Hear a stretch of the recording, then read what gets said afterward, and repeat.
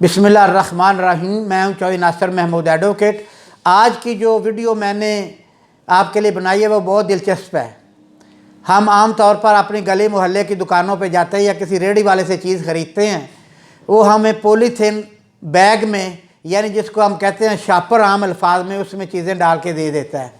ठीक है, वो उसकी कीमत नहीं लेता, ना ही हम उससे कोई बहस करते हैं। लेकिन हम जब बड़े स्टोरों पर जाते हैं, बड़े बड़े शॉपिंग मॉल्स में जाते हैं, बड़े बड़े सुपर मार्केट में जाते हैं, या ये जो हमारे यहाँ बड़े मशहूर व मारूफ बड़े बड़े स्टोर हैं या बेकरीज़ हैं, वहाँ पर जाते हैं तो वो हमें चीज़ें एक बैग में देते हैं जिसको कैरी बैग बोलते हैं। लेकिन हमें बाद में पता चलता है जो जिस कैरी बैग में हमने चीज़ें डाल कर लाए हैं उसकी उसने कीमत वसूल की है। वो ये नहीं कर सकता। अगर कैरी बैग के ऊपर उस दुकान का नाम प्रिंटेड है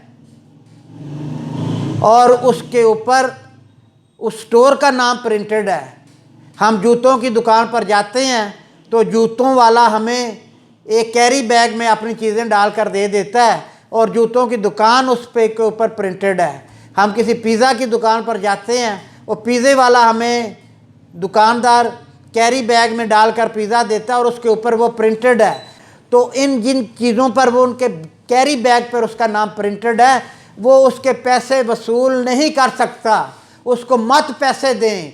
अगर वो तकरार करता उसको बताएं कि भाई साहब इसके ऊपर आपका नाम प्रिंटेड है, आप अपनी प्रोडक्ट की, अपनी दुकान की मशहूरी कर रहे हैं और आपने ये उसमें दिया, आपने किस चीज़ के 35 रुपये काटे हैं। हाँ, अगर वो आपको ऐसा बैग देता है जिसके ऊपर उसका नाम प्रिंटेड नहीं है और उसमें वो अपनी चीज़ें डाल कर देता है तो वो ज़रूर उसके पैसे वसूल कर सकता है।